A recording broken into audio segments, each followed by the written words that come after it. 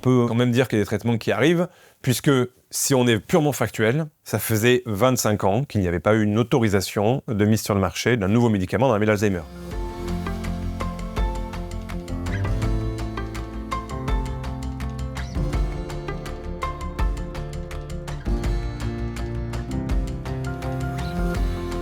Donc la maladie d'Alzheimer, c'est une maladie neurodégénérative qui affecte les neurones de notre cerveau. C'est lié à la présence de 2 protéines qui ont chacune un rôle particulier, qui n'est pas encore complètement élucidé. Mais pour les nommer, le peptide amyloïde, qui est probablement, on a quand même beaucoup d'évidence là-dessus, le primum movens de la maladie, c'est-à-dire que l'élément qui déclenche les choses, mais très longtemps avant, 20, 25 ans avant les premiers symptômes. Et puis la protéine Tau, qui arrive, elle, vraisemblablement dans un second temps, et qui est peut-être, elle, la plus impliquée dans la mort des neurones, parce qu'elle s'accumule dans une conformation qui n'est pas normale, et c'est ça qui entraîne la neurodégénérescence. Et une fois que les neurones ont dégénéré, là, c'est les symptômes qui apparaissent, puisque en fonction de la localisation de ces neurones, la fonction qui en dépend est altérée.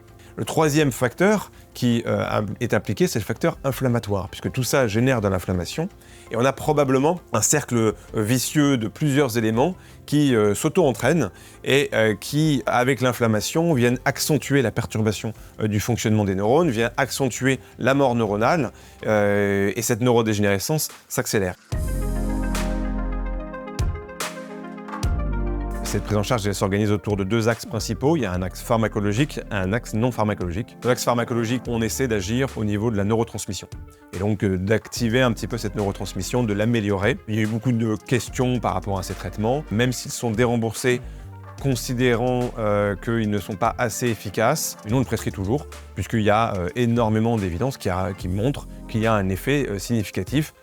Malheureusement pas très important, mais il est significatif et il est cliniquement pertinent. Ensuite, il y a la prise en charge non pharmacologique que je, personnellement, mets à peu près au même niveau. C'est-à-dire qu'on est dans la stimulation. C'est la place de l'orthophonie, des équipes spécialisées Alzheimer, les accueils de jour, les ateliers de remédiation cognitive, tout ce qui peut permettre de stimuler, de faire en sorte que le cerveau soit utilisé, notamment dans son domaine de difficulté. Alors le principe maintenant, ça serait d'essayer d'obtenir un traitement qui soit non pas efficace sur les symptômes, mais qui soit efficace sur la cause. Comme la cause, d'une certaine manière, on l'a quand même en partie identifiée, c'est pas non plus extrêmement clair, mais on a quand même un élément pour lequel tout le monde s'accorde à dire que c'est le peptide amyloïde qui est en cause au départ, et puis ensuite une cascade d'événements survient, c'est ce qu'on appelle l'hypothèse amyloïde. Eh bien, il est assez logique de se poser la question d'agir contre ce peptide amyloïde, d'autant plus qu'on ne lui connaît pas beaucoup de rôle physiologique. À la différence de la protéine Tau, donc on ne peut pas se débarrasser.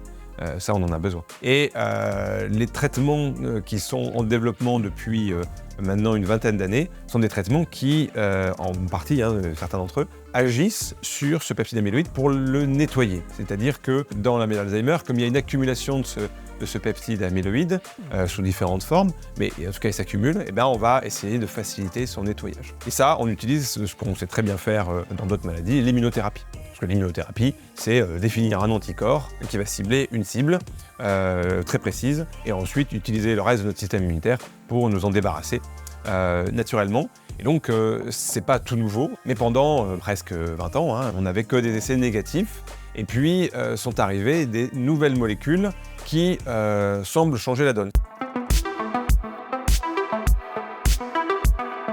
Et donc, ce sont ces molécules d'immunothérapie agissant contre l'amyloïde qui sont les premières pour l'instant à aboutir à un impact clinique et disponible, puisque dans différentes régions du globe, notamment aux États-Unis, notamment au Japon, eh bien, ces molécules sont vendues. Alors, ce n'est pas les seules voies thérapeutiques, c'est pas la seule voie, et heureusement, comme toujours, il ne faut pas mettre tous ces œufs dans le même panier. La protéine Tau dont j'ai parlé, c'est pas oublié pour autant, elle est essentielle. J'ai même dit que probablement c'est elle qui, d'une certaine manière, entraîne la mort des neurones. Et donc, il y a une immunothérapie qui se développe contre la protéine Tau. De récentes études, et même des programmes de recherche thérapeutique, prennent l'axe aussi de l'inflammation pour essayer de déterminer comment on pourrait la moduler de manière plus performante. Donc tout ça est en développement. à différents stades. C'est pour ça qu'on a l'impression que tout prend beaucoup trop de temps, que rien n'avance. En fait, ça avance, mais d'abord dans les éprouvettes, ensuite sur les tests en modèle, et puis à la fin, les tests chez l'homme.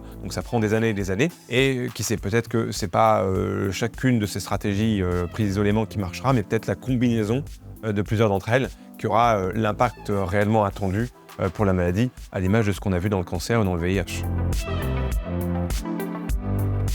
Je pense qu'il faut rester optimiste parce que on en connaît beaucoup mieux maintenant qu'il y a 25 ans par exemple. On a décortiqué beaucoup de choses.